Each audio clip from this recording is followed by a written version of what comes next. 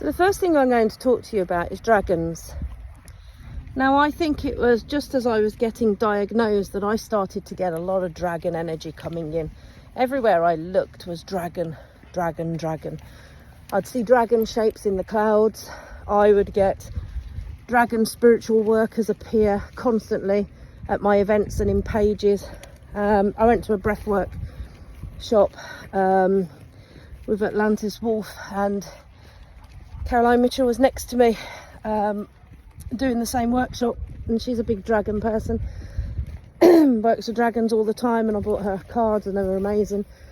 And I just thought, wow, this is really incredible.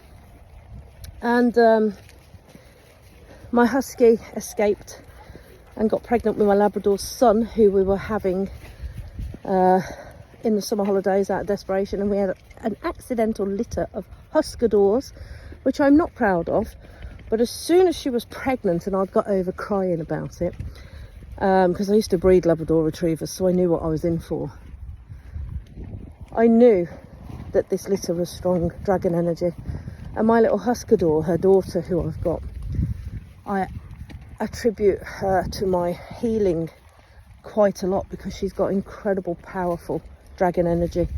And when I do my healing retreats, she'll be the main one that comes with me, because some of my cats and dogs are real Zen masters and healing gurus. They're phenomenal. So I started to get a lot of dragon stuff coming through. And I then started the Priestess of the Rose Temple course in March this year, March 25. And we did a dragon activation. So we were activated as priestesses by this dragon energy. And it opened up our world, to dragons. And that really got me more in touch with actually seeing and talking to dragons. And it sounds stupidly bizarre, doesn't it? But it's true. So I'm going to share more of that story with you, because also I did an Eckhart Tolle course, and we were Zoom meeting people after we did meditations, and I could see what people were wearing during the meditations, even if they're in America. So then we'd go on a Zoom call, and I was like, who's wearing the orange scarf and skirt? And then this American lady would go, oh, that's me. I was like, you were sat next to me in the meditation.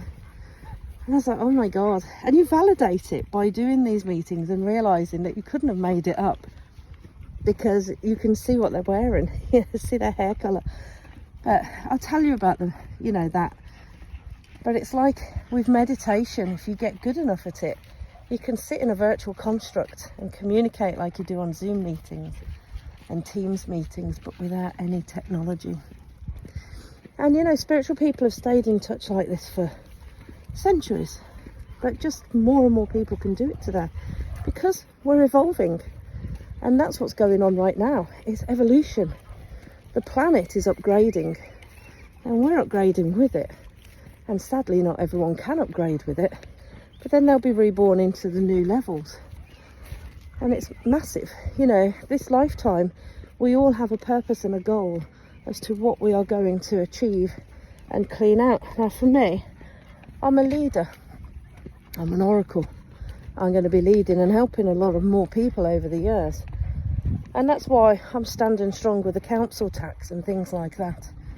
Because these are systems that are not just wrong, they're downright dangerous to certain individuals. It pushes people over the edge with this sort of behaviour. And bad things happen because good people do nothing. So I will not be doing nothing. I will be tackling it. But let me tell you more about the dragons.